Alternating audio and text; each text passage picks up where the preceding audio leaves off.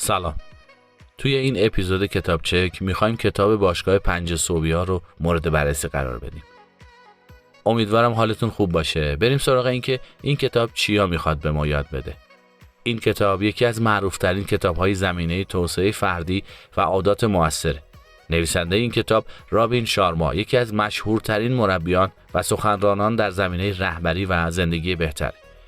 این کتاب به ما یاد میده که چطوری میتونیم با بیدار شدن زودتر از معمول زندگیمون رو تغییر بدیم و به سطح بالاتری از شادی، سلامتی، خلاقیت و موفقیت برسیم. نویسنده با استفاده از داستانی جذاب و الهام بخش ما رو با مفهوم باشگاه 5 صبحی آشنا میکنه.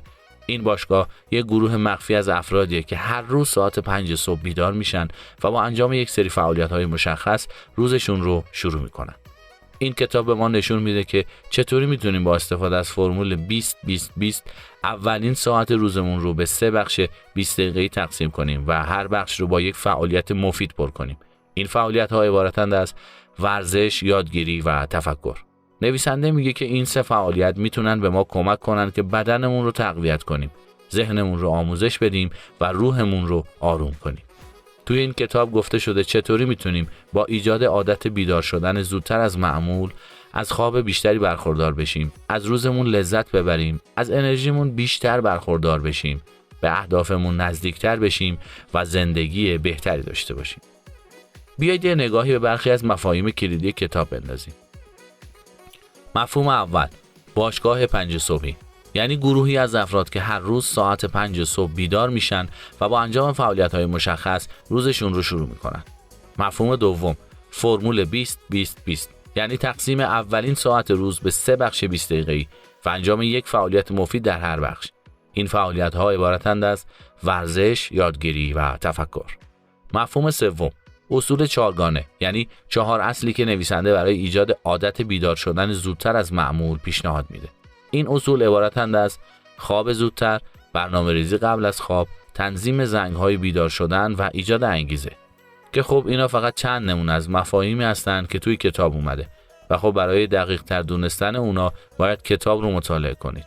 و تو زمان پادکست‌های ما نمی‌گنجه که بیایم موارد رو دقیق بررسی کنیم. خب بریم ببینیم این کتاب به درد چه کسایی می‌خوره و ممکنه دوست داشته باشن. دسته اول، افرادی که میخوان زندگیشون رو تغییر بدن و به سطح بالاتری از شادی، سلامتی، خلاقیت و موفقیت برسن.